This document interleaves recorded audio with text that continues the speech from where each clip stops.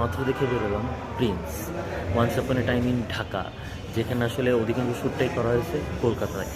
ঢাকাটাকে দেখানো হয়েছে পুরান ঢাকা, যেটা কলকাতার একটা জায়গা, প্লাস অধিকাংশ অভিনেত্রী কলকাতার। সো আমার দেখে মনে হয়েছে যে সিনেমাটা কলকাতার সিনেমা, বাংলাদেশি তেমন একটা ফিল হয় নাই। প্লাস এক কথা যদি আমি বলতে চাই, এটা জাস্ট একটা ছন্ন ছাড়া মুভি। অনেকে কমেন্ট পাস করতেছে বোগাস।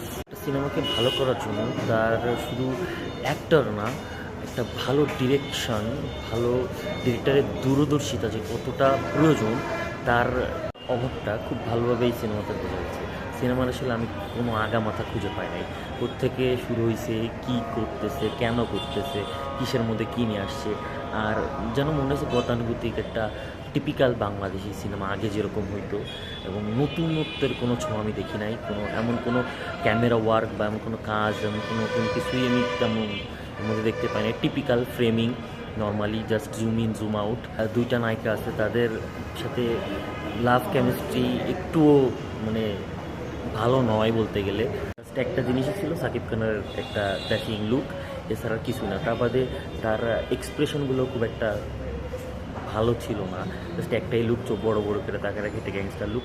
যেখানে যায় একই লুক, একই জিনিস। এটা আসলে ডিরেক্টরের ফল্ট, ডিরেক্টর আসলে জিনিসটা বের করতে পারে না, কাজটা তার থেকে। কারণ তার আগের কাজগুলো আমরা দেখেছি রিসেন্টলি, যেগুলো খুব সুন্দর ছিল।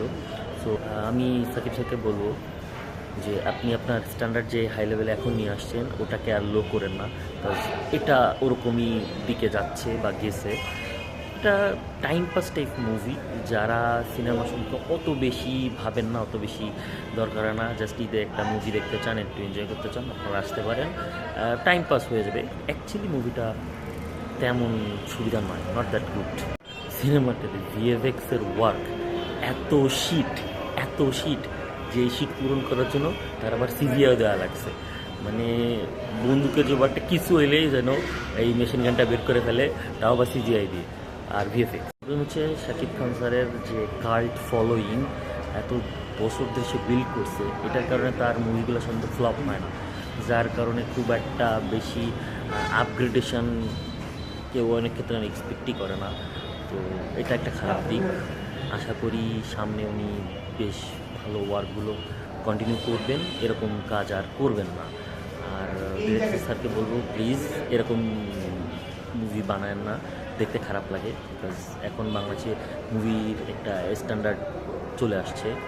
So hope for the best. Thank you.